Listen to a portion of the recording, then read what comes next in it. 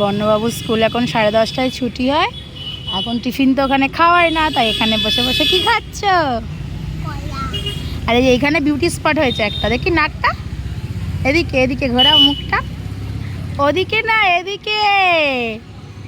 আর এই যে আমাদের সাইকেল ওখানে দাঁড় করিয়েছি, স্ট্যান্ড করাতে পারিনি, তাই ওরকম করেই দাঁড়িয়ে আছে।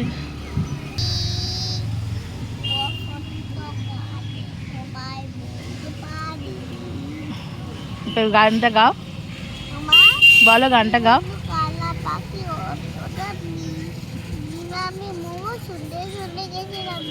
ওই যে এইখানটা ধূপের ছ্যাঁকা লেগেছে, কি বলো গানটা করো, ভালো করে গাও,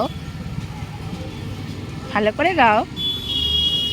রেখে দাও এখানে, ওটা খেতে হবে না, নেক্সট ছাড়াও ছাড়াও। তুমি বন্ধু কালা পাখি। কি ভাবছেন তো, যেটা আবার কোন স্কুল, কীরকম স্কুল যে 10:30টায় ছেড়ে দিচ্ছে, ব্লগটা করছি দিচ্ছি এখন, কিন্তু এটা দিন 15 আগেকারের, দিন 15 আগেকারেরই। এটা হলো মার্চ মাসের, তখন করে রেখে দিয়েছিলাম। তারপরে অনেকগুলো দিন চলে গেছে, জানেনই সময়ের বড্ড অভাব। তার মধ্যে আমি ভেলোর গেছি, বর্ণ ট্রিটমেন্ট হয়েছে, অনেক কিছু কেটে গেছে, অনেক কিছু হয়ে গেছে, আস্তে আস্তে আপনার সাথে শেয়ার করব। তো ওই সময়টা বর্ণর ফাইনাল এক্সাম শেষ হয়ে গেছিলো, তাই ওর মধ্যেই বর্ণর 2-1 দিন ওই স্কুলের অ্যানুয়াল ফাংশনে যেগুলো প্রোগ্রামে যেগুলো করবে সেগুলোর জন্য ওদের প্র্যাকটিস হচ্ছিলো, রিহার্সাল হচ্ছিলো, ওই জন্য ওদের তাড়াতাড়ি ছুটি দিয়ে দিচ্ছিলো, ওই জন্য একটু স্ট্যান্ডে বসেছিলাম। আর একটা কথা, স্ট্যান্ডের এই পরিবেশটা তো জানেনই।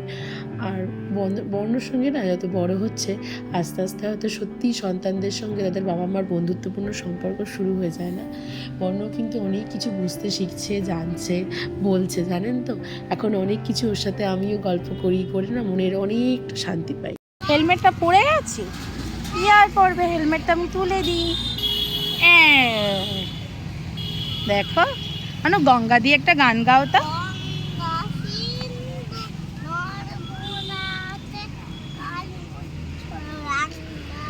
ভালো করে গাও, ওরকম করে গাইলে হয় না, ওরা মোটেই গান জানো না, তুমি ভালো করে যাও, বলো বলো।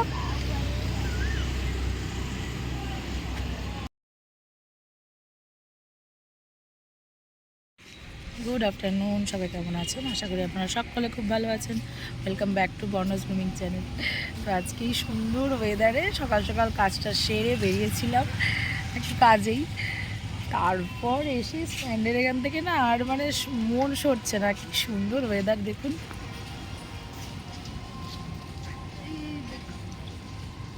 তো সুন্দর বৃষ্টি ভেজার দিন, আর একা আমার যে আর আমার সাইকেল, ওই যে আমার সাইকেল, ওই সাইকেল ছাড়া আমার এখন গতিই নেই, স্কুটি নিয়েও আমার বেরোতে ইচ্ছা করে না সাইকেল ছাড়া।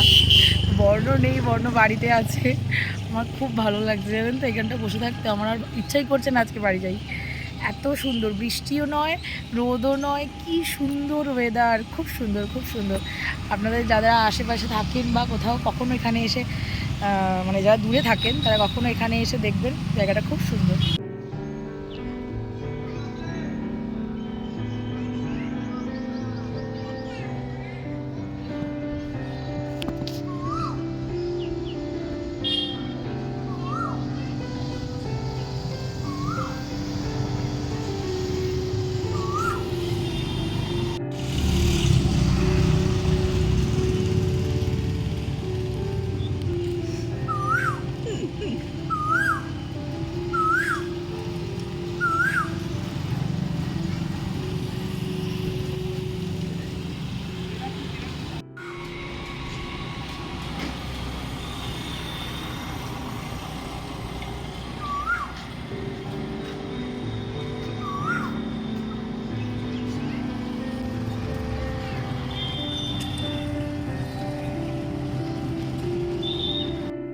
এই যে এই কাজের জন্য বেরিয়েছিলাম, ওটা প্রথমটুকু ছিল আগের দিন আর সেকেন্ডটা হলো পরের দিনের।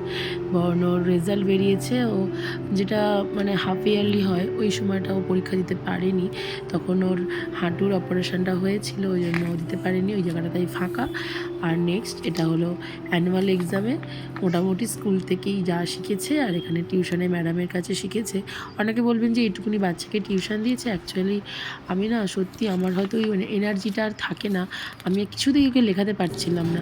বাড়িতে করাচ্ছিলাম কিন্তু আমার মনে হচ্ছিলো যেন ওর পুরোপুরি আমি দিতে পারছিলাম না, তাই মিসের কাছে দিয়েছি, উনি খুব সুন্দর করে লেখা শিখিয়ে দিয়েছেন। হ্যাঁ, প্রচণ্ড ধৈর্য নিয়ে, ছোটো বাচ্চাদের পড়ানো কিন্তু ভীষণ ধৈর্য লাগে। যাই হোক, আস্তে আস্তে নিশ্চয়ই শিখে যাবে, আমার কোনো জোড়াজুড়ি নেই, আমি জানি একদিন না একদিন সবাই সব কিছু শিখে যায়। হ্যাঁ, আমার মা একটা কথা বলে যে অনেকের তো আছে বাবা মা লেখাপড়া জানে না, তা বলে কি তাদের সন্তানরা পড়াশোনা করে না? এটা তো সত্যি ধ্রুব সত্য কথা। আমাদের বাড়িতে যে মেয়েটা কাজ করে হাসিনা, ও সত্যিই তো পড়াশোনা জানে না, তা বলে কি ওর মেয়েরা পড়াশোনা করছে না? করছে তো। তো সেটা ভেবে নিজের মনকে সান্ত্বনা দিই যে বর্ণ একদিন নিশ্চয়ই সবটা শিখে যাবে, শ্রেষ্ঠ হবেই। আমাকে সবসময় বলি বাবু দেশের সেরা হবে, দশের সেরা হবে। তো বর্ণর এই পরীক্ষার খাতাটা কেমন লাগলো অবশ্যই জানাবেন, এবং ব্লগের আমাদেরকে আমার বর্ণর গল্পগুজব, স্ট্যান্ডের ওয়েদার কেমন লাগলো অবশ্যই জানাতে কিন্তু ভুলবেন না। তো ভালো লাগলে একটা লাইক শেয়ার কমেন্ট করতে কিন্তু ভুলবেন না। তো আজ এই পর্যন্তই, দেখা হবে আবার নতুন একটা ব্লগে। ততক্ষণের জন্য সবাই ভালো থাকবেন, সুস্থ থাকবেন, নমস্কার, টাটা।